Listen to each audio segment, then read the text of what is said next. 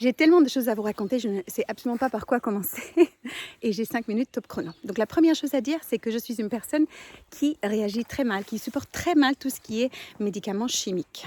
Quand j'ai su que je devais suivre une chimiothérapie pour le cancer de l'ovaire métastasé dans mon système lymphatique, j'en ai été malade. J'ai dû travailler sur moi pour accepter ce Karcher qui allait rentrer dans mon corps et détruire une grande partie. Et je me suis dit, il est hors des questions que je rentre dans cette aventure sans me faire aider. C'est là où j'ai cherché et j'ai eu la grande chance de trouver une perle rare, Diane, qui m'a soutenue avec ses protocoles spécialement conçus pour des personnes comme moi, des patients qui suivaient des chimiothérapies. C'était génial. J'ai jeté à la poubelle la prescription, la recette, comme on dit en français, des médicaments à prendre pour les effets secondaires. Et j'ai jamais vomi. Elle a soutenu tous mes émonctoires, elle a soutenu mon immunité, elle a soutenu mon état psychique, mon état émotionnel, le goût, elle a soutenu... voilà, j'ai aucun séquelle au niveau des doigts et des doigts de pied. Voilà, j'ai pu vivre cette chimiothérapie avec beaucoup moins de souffrance que si je n'avais pas été traitée par elle. Au cours de route, elle m'a proposé d'aller en Suisse et de rencontrer son collègue Q, que j'ai rencontré donc en juillet 2018. Et là, je me souviens très bien la première fois, donc il m'a regardé, il a pris ses photos, il a observé mon cas et il a dit comme si de rien n'était, ah bah voilà, cette maladie, c'est clair, elle a commencé dans le corps spirituel. Je me souviens très bien, dans ma tête, je me suis dit, mais il est complètement fou cet homme. Mais comme Diane, je lui faisais confiance, c'est une femme très sérieuse, cartésienne, voilà, je me suis dit, bah fais confiance et tu verras bien.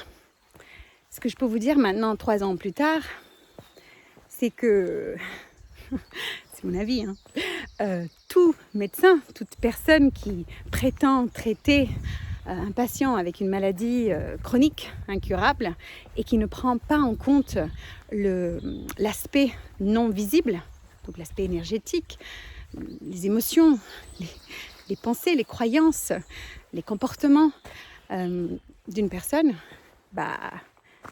c'est cette personne-là, c'est ce médecin-là qui est fou, et pas que.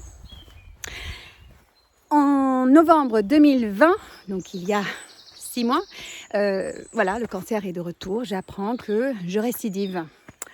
Le choc. On m'explique au début que c'est chronique. Qu'est-ce que ça veut dire? Je ne sais pas trop. Deuxième rendez-vous, je pose plus de questions et là, je reçois le mot incurable. Et avec ce mot incurable, je pose encore plus de questions. Je demande quel est le pronostic, question que je n'avais jamais posée auparavant. Et là, je reçois une réponse qui était comme ça. Oh, vous avez facile 3-4 ans à vivre. Je m'attendais à rien du tout et c'était un choc, je peux vous dire. J'ai 49 ans, j'ai une fille de 7 ans, la prunelle de mes yeux. J'ai un travail qui me passionne, j'ai une merveilleuse vie, pleine de vie. Je croque la vie à plein dents et cette information était absolument un tsunami. Je l'ai vécu comme une sentence de mort. J'ai été très en colère tout de suite et ma réaction a été de dire « fuck you ». J'ai dit fuck you au pronostic, j'ai dit fuck you à l'oncologue et j'ai dit fuck you à ce système médical, à cette médecine moderne qui ne pouvait rien pour moi, qui m'offrait cette mort précoce. On m'a aussi dit que si je ne faisais pas la chimiothérapie, si je ne suivais pas les traitements classiques, je mourrais avant la fin de l'été et ma mort serait longue et tortueuse. Ça, c'était au mois de décembre, le 2 décembre précisément. Donc là, on est mi-mai, presque en s'approchant de l'été. Vous voyez que je suis plutôt en pleine forme. J'ai pris mon destin, j'ai pris ma vie, j'ai pris ma santé entre mes mains. Et je suis partie en quête de guérison. Donc ça, c'est mon objectif le plus important. Le deuxième objectif, c'est de réduire dans tout ce que je fais la toxicité des traitements. Et le troisième objectif, c'est de partager mon histoire pour donner une place, une crédibilité, parce que le mot charlatanisme est employé beaucoup trop souvent, à tout ce qui serait alternatif, puisqu'il y a des options qui ne sont pas moins efficaces que ce qu'on m'a proposé ici en France. Et je voudrais faire une place à cette médecine alternative et intégrative parce que là, je suis partie en Allemagne pour la partie tuer les cellules cancéreuses.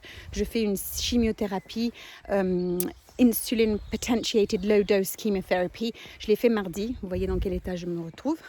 Je suis en pleine forme. On est vendredi. Je fais plein d'autres choses, je ne peux pas vous raconter là tout de suite parce que j'ai plus le temps. J'ai déjà dépassé les 5 minutes, mais je partage mon histoire. Je laisse Diane et Q vous dire où vous pouvez me trouver si ça vous intéresse. J'ai aussi monté un crowdfunding pour m'aider à payer pour tous ces traitements qui, ma foi, ne sont pas plus chers que les traitements classiques. Mais vu qu'elles ne sont pas remboursées, je suis obligée de les payer moi-même. Donc je demande de l'aide et du soutien à tous ceux qui voudraient m'aider dans cette quête vers la guérison et la rémission radicale.